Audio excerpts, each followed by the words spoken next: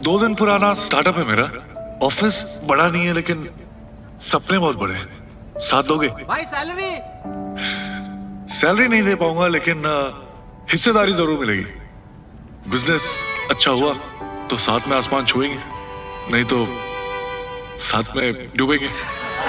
पर एक बात जरूर कहूंगा, उड़ने में मजा बहुत आएगा यार।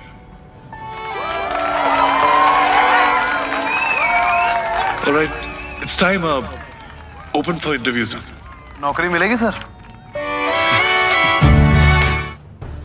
बॉलीवुड अभिनेता सुशांत सिंह राजपूत की मौत का मामला उलझता ही जा रहा है।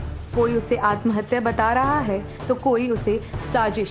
इसी बीच आरोप और प्रत्यारोप का भी दौर शुरू हो गया है। किसी ने बॉलीवुड इंडस्ट्री पर आरोप लगाया तो किसी ने सुशांत की गर्लफ्रेंड रिया पर। बीते दिनों सुशांत की मौत का असली सच ढूंढने के लिए सुप्रीम कोर्ट ने सीबीआई को काम पर लगा दिया है।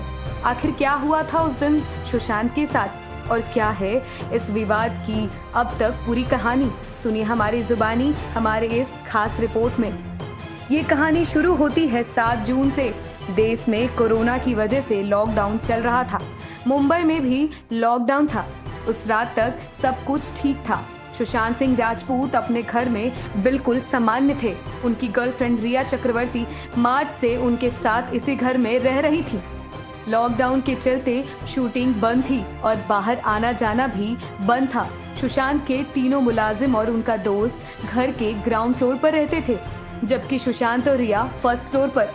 फिर आती है 8 जून की सुबह को एक ऐसी खबर जिससे सुशांत परेशान हो जाते हैं। सुबह सुबह सुशांत को पता चलता है कि उनकी पूर्व सेक्रेटरी जल कल्याण नगर की एक सोसाइटी की 14वीं मंजिल से कूदकर खुदकुशी कर ली है। दिशा की मौत की खबर मिलने के बाद अचानक घर का माहौल बदल जाता है। रिया और सुशांत के बीच झगड़ा होता है और रिया और सुशांत को छोड़कर अपने घर चली जाती है। इन सब से परेशान होकर सुशांत मुंबई में अपनी बहन नीतू को फोन पर सब कुछ बताते हैं। वो उनको समझाती है। 9 जून को सुशांत की पूर्व सेक्रेटरी की खबर अखबार में छपती है, जिसको देखकर सुशांत और परेशान हो जाते हैं। भाई को ज्यादा परेशान देख नीतू सुशांत के घर आ जाती है। 3 दिन तक वो उसके साथ रहती है, फिर अपने घर चली जाती है। फिर वो दिन आता है जब सुशांत अपने फ्लैट में आत्महत्या कर लेते हैं। 14 जून की बात है जब सुशांत का शव उनके मुंबई के बांद्रा स्थित अपने निवास पर मिलता है। इसकी जानकारी पुलिस को उनका नौकर देता है। सुशांत के पास ना कोई सुसाइड नोट मिलता है और ना ही किसी को उनकी आत्महत्या की असली वजह पता चल पाती। लेकिन इसी के साथ उनकी मौत के साथ बहुत से सवाल खड़े हो जाते हैं। पोस्टमार्टम रिपोर्ट में उनकी मौत की असली वजह आत्महत्या बताई जाती है। वहीं दूसरी तरफ उनके परिवार वाले उनकी मौत को आत्महत्या नहीं साजिश बताते हैं। कोई उनकी मौत की वजह उनकी गर्लफ्रेंड रिया चक्रवर्ती को बताता है तो कोई पूरी बॉलीवुड इंडस्ट्री को सुशांत की मौत का जिम्मेदार।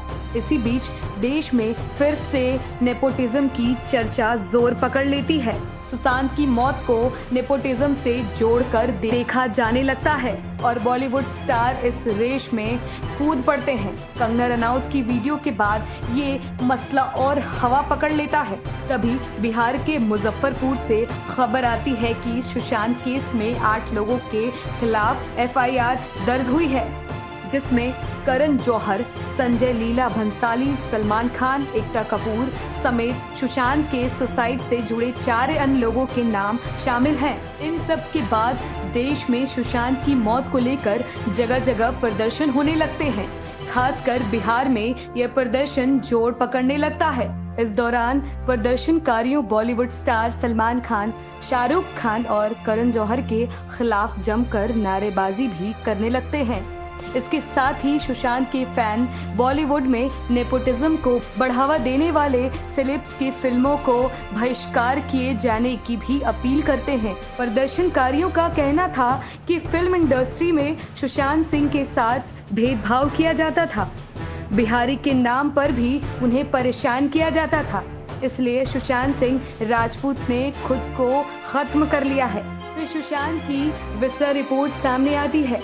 इस रिपोर्ट के अनुसार सुशांत के शरीर में किसी तरह का जहर नहीं पाया जाता है। ये सब चल ही रहा था कि सुशांत सुसाइड केस में एक अलग ही मोड़ आ जाता है जब सुशांत के पिता के सिंह 25 जुलाई को पटना में FIR दर्ज कराते हैं। इसमें वो रिया और उसके परिजन समेत 6 लोगों पर सुशांत को आत्महत्या के लिए उकसाने का आरोप लगाते हैं और बिहार पुलिस भी सुशांत सुसाइड केस में लग जाती है। पटना के SP जब केस की जांच के लिए मुंबई पहुंचते हैं तो BMC उनको क्वारंटाइन कर देती है, जिस वजह से मुंबई और बिहार पुलिस आमने सामने आ जाती है। मुंबई पुलिस दावा करती है कि इस मामले की जांच का अधिकार बिहार पुलिस को नहीं है, जिसके बाद कई सवाल खड़े हो जाते हैं और सबसे बड़ा सवाल ये उठता है कि इसकी जांच का अधिकार आखिर किसका है। उधर ये सब चल ही रहा था और इधर प्रवर्तन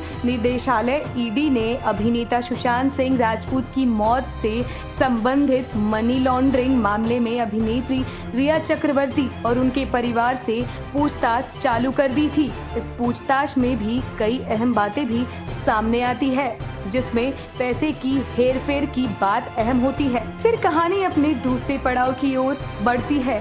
सुशांत की परिजन नीतीश सरकार से सुशांत सुसाइड केस की जांच CBI से करने की मांग करते हैं और नीतीश सरकार उनकी बात मानकर केंद्र सरकार से सुशांत की जांच CBI को सौंपने के लिए बोलते हैं, जिसको केंद्र सरकार मान लेती है, जिसका महाराष्ट्र सरकार विरोध करती है। महाराष्ट्र सरकार की दलील थी कि मुंबई पुलिस की मामले में जांच करे क्योंकि इस मामले में 56 लोगों के बयान दर्ज कर चुकी है। उद्धव सरकार की तरफ से ये भी कहा जाता है कि सुशांत की मौत का मामला मुंबई में पुलिस के अधिकार क्षेत्र का है, क्योंकि घटना मुंबई में हुई और पीड़ित आरोपी व गवाह सभी मुंबई के हैं। रिया चक्रवर्ती भी अपने बचाव के लिए सुप्रीम कोर्ट में 11 पन्नों का हल्फानामा देती है और कहती है कि वो सुशांत से बहुत प्यार करती थी और वो उनकी मौत से सदमे में है और उनको सुशांत का विक्टिम ना बनाया जाए और सुशांत का केस बिहार पुलिस की वजह महाराष्ट्र पुलिस को सौंप दिया जाए। लेकिन सुप्रीम कोर्ट ने रिया की अर्जी खारिज कर दी और साथ ही साथ महाराष्ट्र सरकार का दावा भी खारिज कर दिया और निर्देश देते हुए कहा कि मुंबई पुलिस सारे सबूत CBI को आगे की जांच के लिए सौंप दे। सुशांत केस पर दिए आदेश में सुप्रीम कोर्ट ने ये भी दर्ज किया, जब सच सामने आएगा तो दिवंगत आत्मा को भी शांति मिलेगी। सत्यमेव जयते। सुप्रीम कोर्ट ने महाराष्ट्र सरकार को भी CBI की जांच में सहयोग करने के लिए भी कहा है। वही गुरुवार को CBI टीम के 4 अधिकारी मुंबई पहुंच गई है। आपको बता दें कि CBI की जांच बिहार पुलिस की FIR पर आधारित होगी। अब ये देखना दिलचस्प होगा कि अब आगे और कितने नए किरदार और नई कहानी अभी इस केस के सामने आते हैं और सुशांत सिंह की हत्या हुई थी या उन्होंने आत्महत्या की थी या गुत्थी की सुलझ पाती है या फिर नहीं। ऐसे ही देश और दुनिया की खबरों के लिए जुड़े रहे हमारे साथ नया भारत टाइम्स 24/7 में और चैनल को सब्सक्राइब करना ना भूलें।